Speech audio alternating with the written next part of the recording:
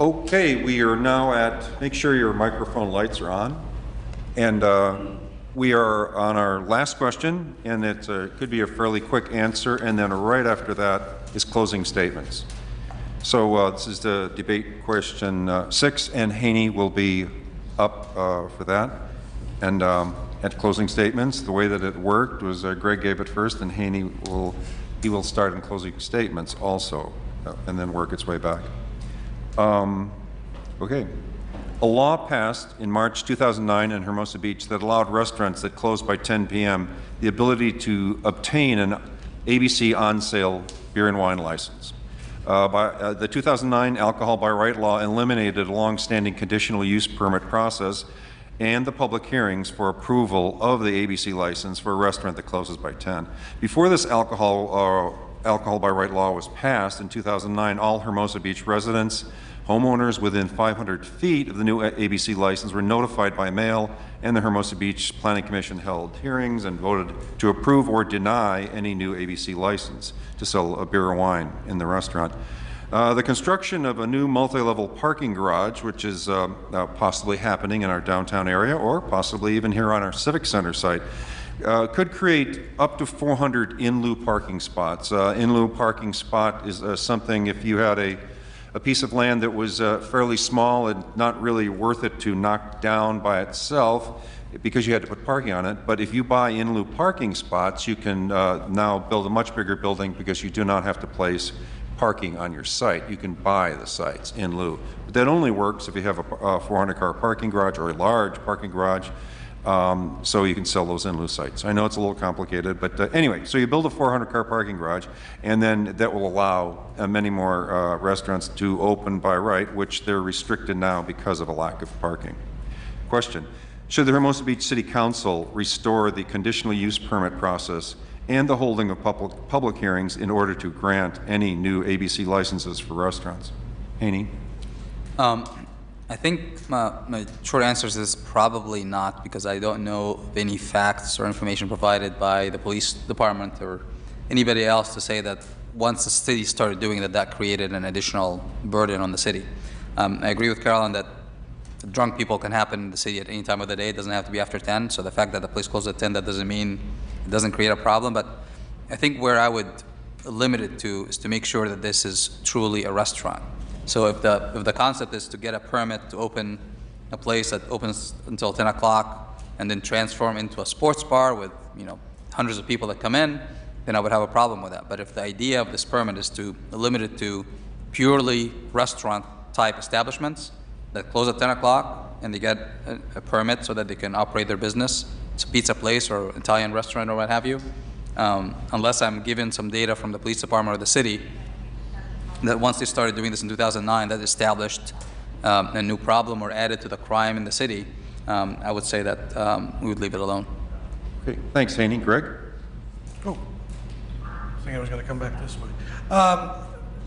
When this law, I was here when this was done, and in some respects it was along the lines of what Carolyn suggests. It's to be business, and John, to be business friendly. People that had ideas in which they wanted to open a restaurant in town were taken through this exhaustive process where I would say upwards of 95% of them were approved by Planning Commission and ultimately by the City Council. So they wanted to streamline the process, make it more user friendly, and that had a lot to do with the fact that at the same time we were reducing staffs in both the planning department and the police department, and this was just an easier process. It was during a tight economic times.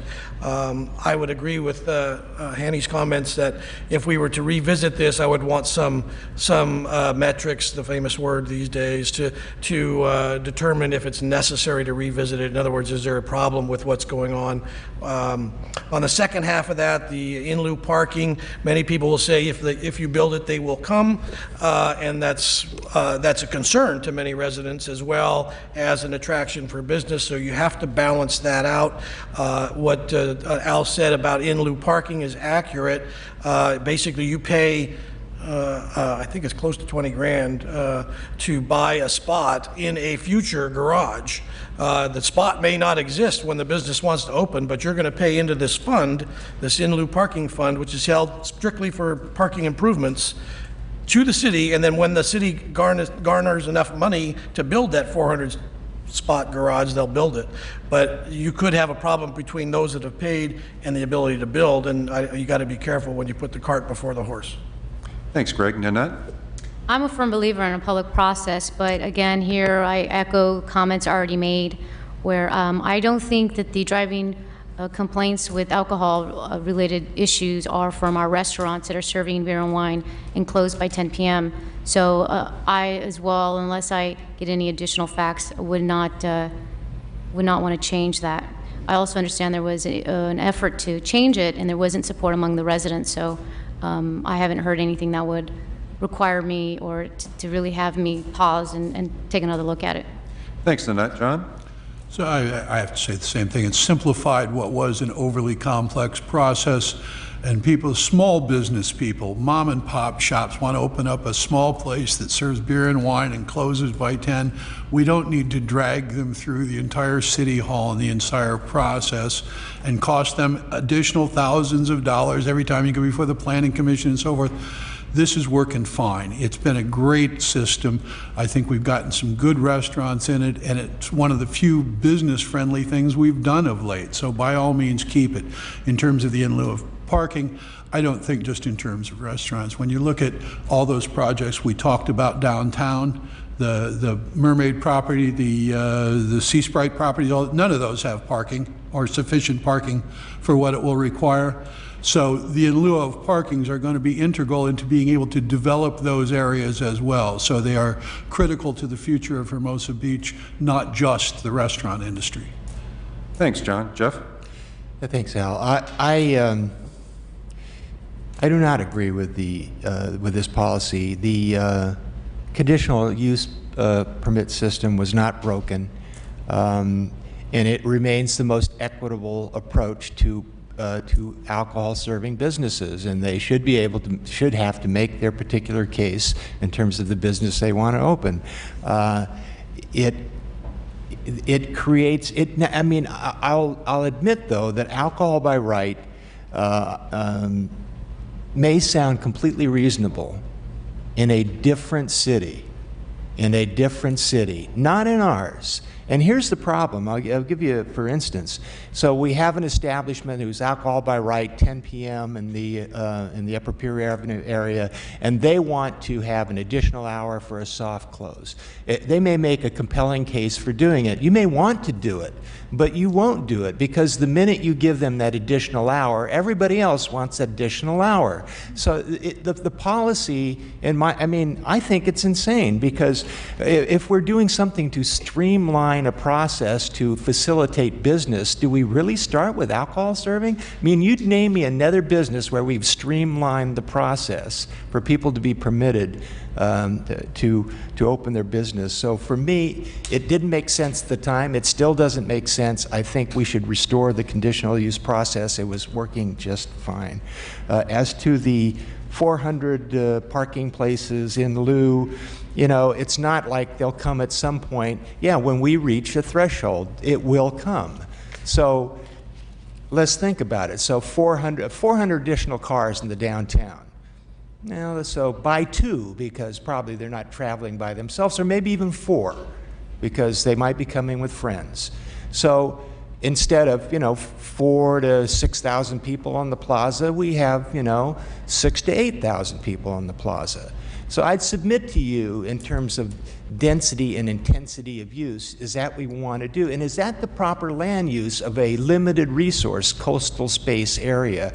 I mean, I don't believe we should have additional parking in the downtown at all. It should be somewhere else. It really shouldn't be downtown. I mean, we've talked about this as a council in terms of development. If we're going to incentivize our business corridors like Pier Avenue, then we need to move it up Pier Avenue. And we've talked many times about, will it go underneath the tennis courts in that area. There's some other potential options. And let us not forget, there's a lot already up there below Vaughn's off of Ardmore that has about 200 sites that basically go empty almost every day, every weekend, non-used, that are controlled by the property owner.